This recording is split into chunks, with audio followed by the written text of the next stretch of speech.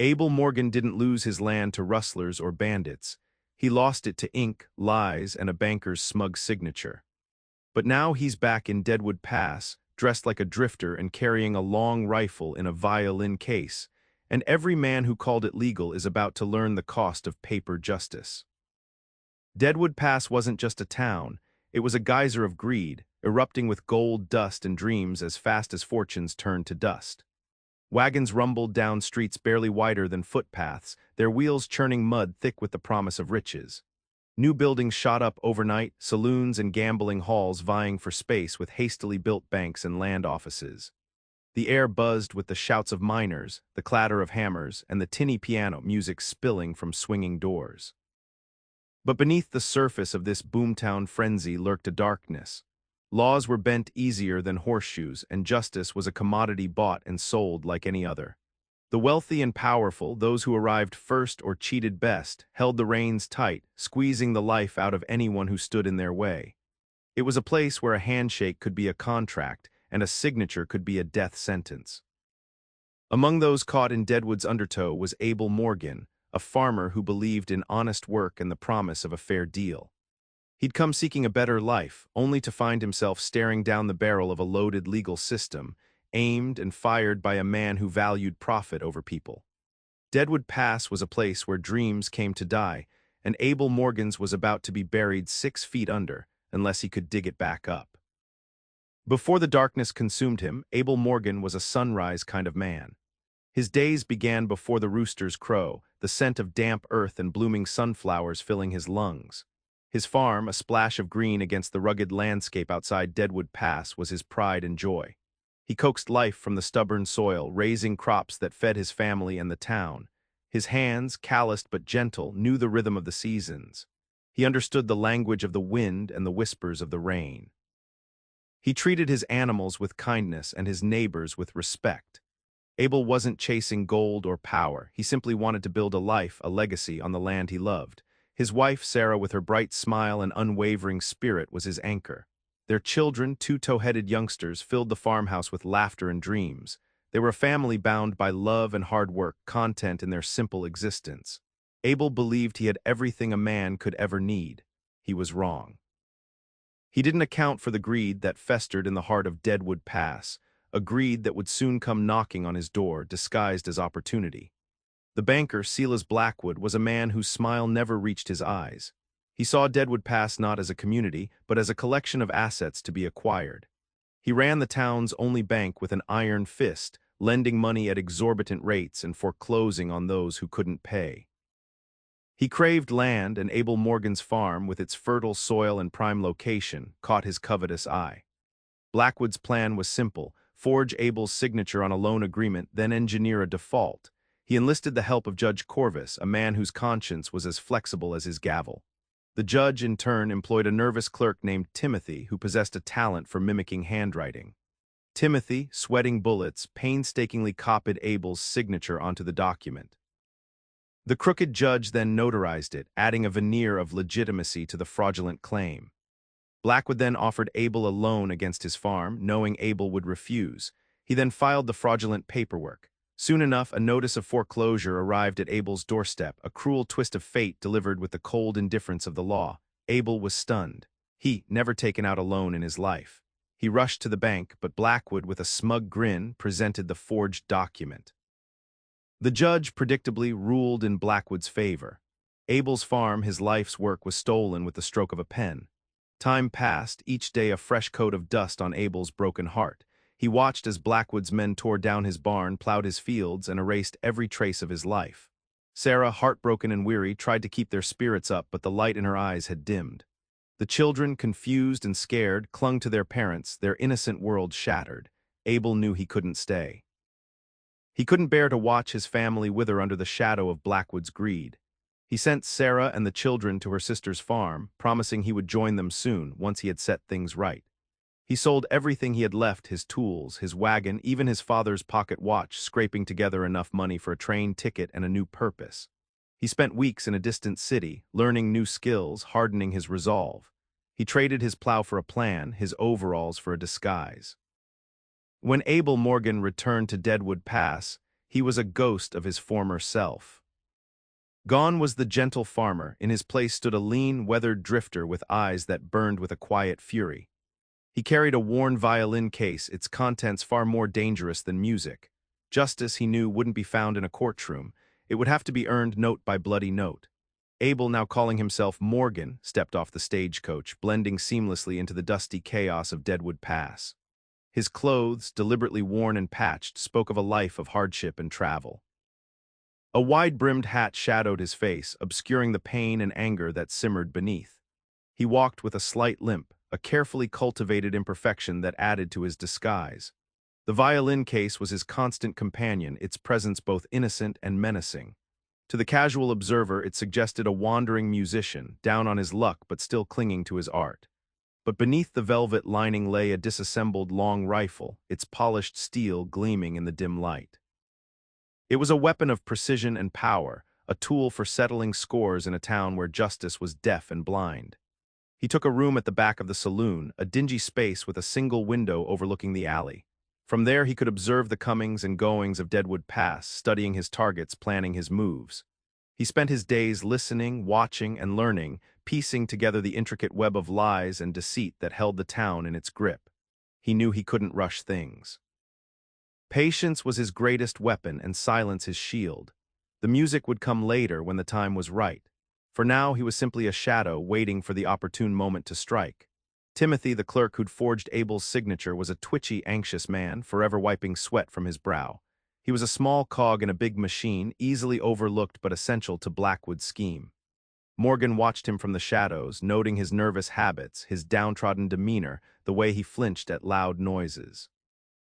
He was a man living in constant fear, haunted by the guilt of his actions. Morgan knew Timothy was his weak link, the first thread he needed to pull to unravel Blackwood's web of lies. He learned Timothy's routine, his daily walk to the bakery for a stale loaf of bread, his nightly visits to the dimly lit tavern, his quiet desperation for a way out. He observed Timothy's interactions with others, noting the way Judge Corvus treated him with disdain and how Blackwood ignored him completely. Timothy was a disposable tool, and Morgan intended to use that to his advantage. He decided to approach Timothy not with threats, but with a glimmer of hope, a chance at redemption. He just needed to find the right way to strike that chord. Timothy was the first note in Morgan's symphony of vengeance, and it had to be played perfectly. Morgan's evidence gathering was a subtle dance of observation and calculated interaction. He'd linger near the land office, pretending to be interested in property deeds, casually eavesdropping on conversations. He'd buy Timothy a drink at the tavern, engaging him in seemingly innocent small talk, guiding the conversation toward the topic of handwriting and document verification. He noticed Timothy's unease whenever the name, Abel Morgan, was mentioned. He saw the flicker of guilt in his eyes when the judge walked by.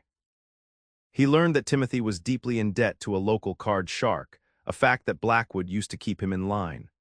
One afternoon, Morgan found a discarded document with Timothy's distinctive handwriting on it, a grocery list filled with nervous scribbles and crossed-out items.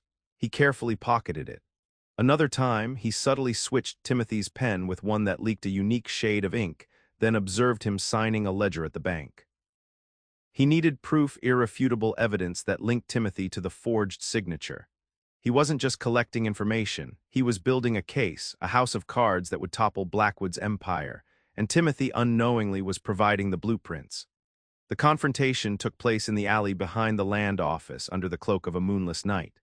Morgan cornered Timothy, his voice low and steady, devoid of anger but laced with an unmistakable resolve. He presented the evidence, the grocery list, the ledger with the telltale ink, a detailed analysis of the forged signature, meticulously compared to Timothy's known handwriting. Timothy paled, his body trembling like a leaf in a storm. He stammered denials, but the truth was etched on his face. Morgan didn't raise his voice, didn't threaten him with violence. Instead, he offered Timothy a choice: continue to be a pawn in Blackwood's game, living in fear and destined for ruin, or help him expose the truth and find a measure of redemption. He reminded Timothy of his debt to the card shark, suggesting that Blackwood wouldn't hesitate to sacrifice him to protect himself. He promised Timothy protection, a way out of Deadwood Pass, a chance to start over. "I'm not asking you to be a hero, Timothy," Morgan said, his eyes piercing through the clerk's fear. "I'm offering you a chance to save yourself." The choice was clear. Blackwood offered only fear and exploitation. Morgan offered hope, however fragile. Timothy, with a sigh of resignation, agreed to cooperate. The blackmail had begun. Under Morgan's careful questioning, Timothy revealed another key player in the scheme, Beatrice, Judge Corvus's sharp-tongued and ambitious assistant. She managed the judge's schedule, prepared his rulings, and according to Timothy, possessed a keen understanding of the town's illicit dealings.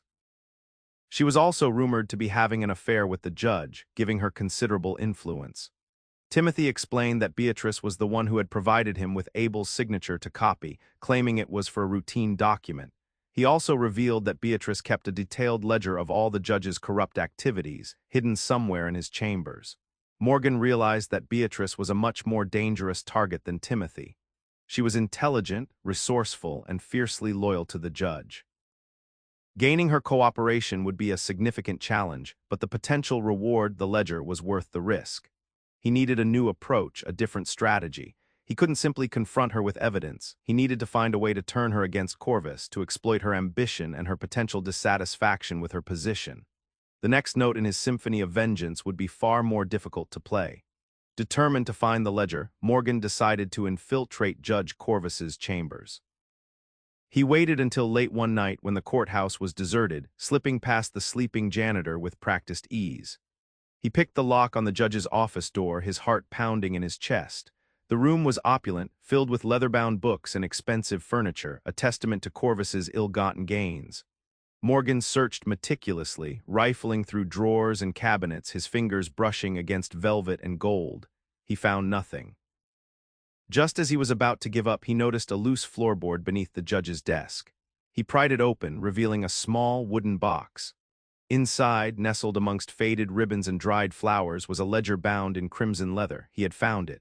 Suddenly, he heard footsteps approaching. He quickly replaced the floorboard, grabbed the ledger, and ducked behind a heavy curtain just as the door creaked open. It was Beatrice. She carried a lamp, her face illuminated by its warm glow. She moved directly to the desk, her hand reaching for the loose floorboard. Morgan held his breath, his muscles tense, ready to fight if necessary. Beatrice hesitated, then turned away, muttering something about misplaced documents. She extinguished the lamp and left the room. Morgan waited until he was sure she was gone before slipping out the window, the ledger safely tucked beneath his coat. He had narrowly avoided detection, but he knew that Beatrice was now suspicious. He was one step closer to justice, but also one step closer to being caught. Morgan knew he couldn't simply present the ledger to the authorities. They were likely in Blackwood's pocket as well. He needed to expose Corvus in a way that couldn't be ignored, a public spectacle that would shatter the judge's reputation and force the town to take notice. He spent days poring over the ledger, memorizing names, dates, and amounts, identifying the most egregious examples of Corvus's corruption. Then, under the cover of darkness, he printed leaflets detailing the judge's crimes, using the town's printing press. He distributed them throughout Deadwood Pass, scattering them in the streets, pinning them to doors, and even slipping them into the pews of the church. The next morning, Deadwood Pass awoke to a scandal. The leaflets were the talk of the town, igniting outrage and disbelief. The details in the ledger were damning, impossible to dismiss as mere rumors. Corvus's reputation was shattered. A town meeting was called, and Morgan, disguised as always, watched from the back as the townspeople demanded answers. Corvus, sweating and stammering, tried to deny the accusations, but the evidence was overwhelming. He was forced to resign in disgrace, his power stripped away. The first domino had fallen. Blackwood was next. Silas Blackwood was not a man accustomed to losing.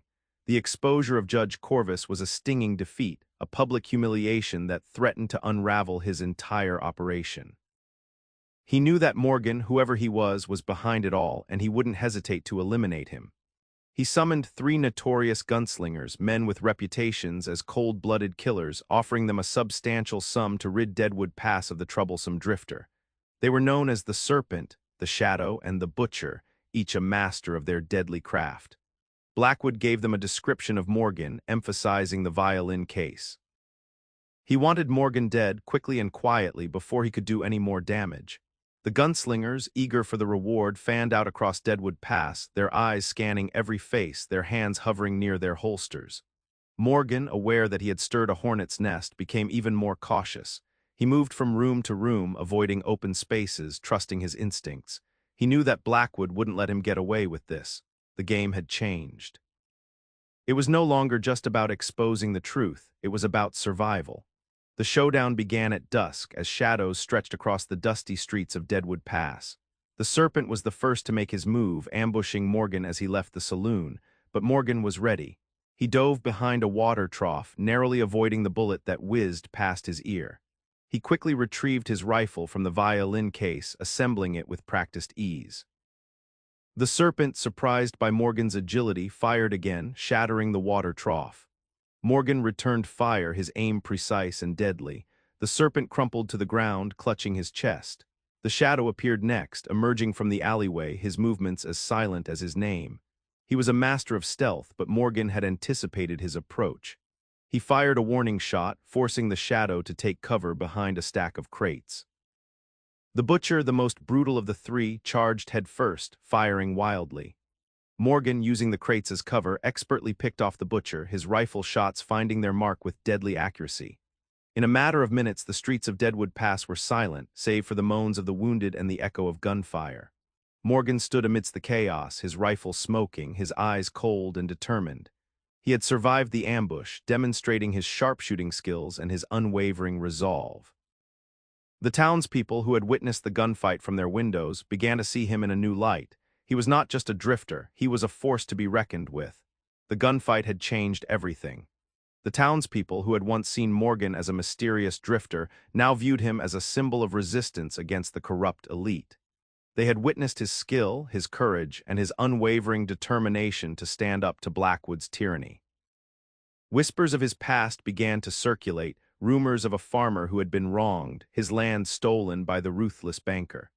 The townspeople, many of whom had suffered similar injustices, began to sympathize with Morgan, seeing him as a champion of the downtrodden. They started offering him assistance, providing him with information, shelter, and supplies.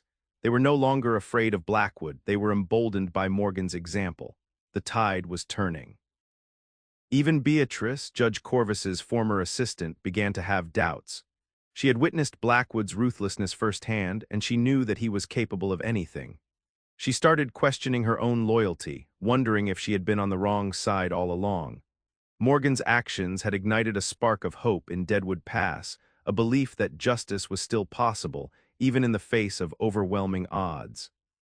He had become a beacon of light in a town shrouded in darkness, a symbol of defiance against the corrupt forces that had held it captive for so long. The people were ready to fight for their town, and they were ready to follow Morgan. The final confrontation took place at the courthouse, the very place where Abel's farm had been stolen. Morgan, with the townspeople rallying behind him, marched towards the building, his violin case held firmly in his grip. Blackwood, knowing his reign was coming to an end, stood on the steps, surrounded by his remaining henchmen. He sneered at Morgan, his eyes filled with hatred and desperation. "You can't win, Morgan," Blackwood shouted, his voice trembling with rage. "This town belongs to me." Morgan stopped at the foot of the steps, his voice calm and resolute. "This town belongs to the people, Blackwood, and they're taking it back."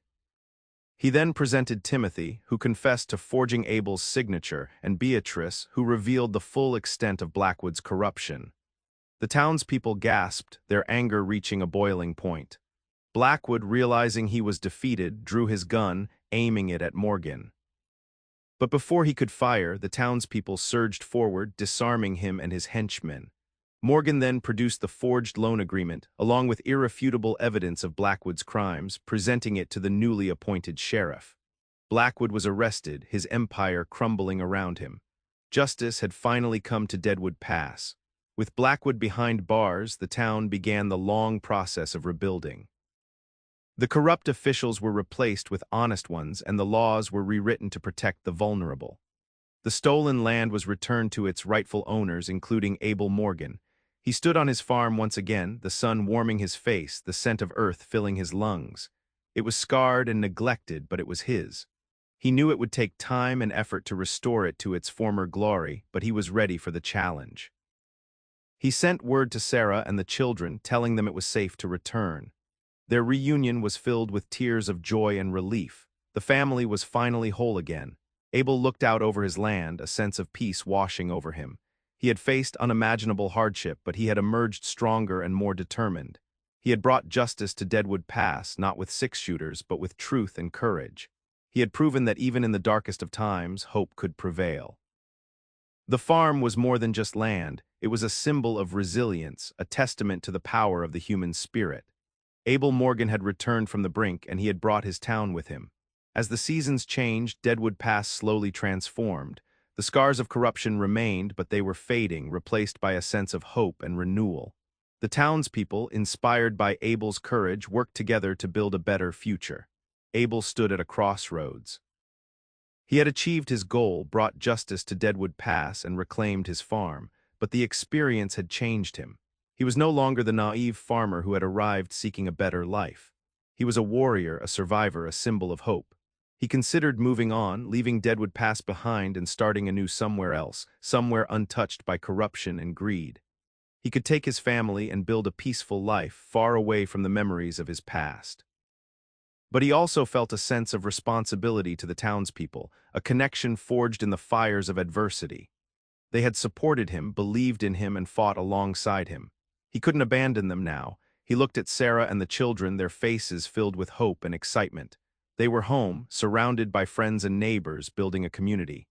He realized that his place was here in Deadwood Pass, helping to rebuild what had been broken. He would stay and help them create a town where justice and fairness prevailed. His fight was not over, it was just beginning. In the wild and unforgiving landscape of the West, justice was often a distant dream, a luxury that few could afford. The strong preyed on the weak, and the law was often twisted to serve the interests of the powerful. But Abel Morgan's story is a reminder that even in the darkest of times, justice can prevail. It may come slower, and it may come louder, but it will come. It requires bravery, determination, and a willingness to stand up against injustice, even when the odds seem insurmountable. Abel's journey was not easy. He faced betrayal, loss, and violence. He was forced to transform himself, to become someone he never thought he could be. But through it all, he never lost sight of his goal, to reclaim what was rightfully his and to bring justice to those who had wronged him. His story is a testament to the power of the human spirit, a reminder that even a simple farmer can change the course of history. It is a story of hope, resilience, and the unwavering belief that good can triumph over evil. And so, the legend of Abel Morgan, the drifter with the violin case, lived on in Deadwood Pass, a reminder that justice, though sometimes slow, could be found even in the wildest corners of the West. It was a testament to one man's bravery and determination to right the wrongs that had been done. The West had its own way of delivering justice, and Abel Morgan was proof of that.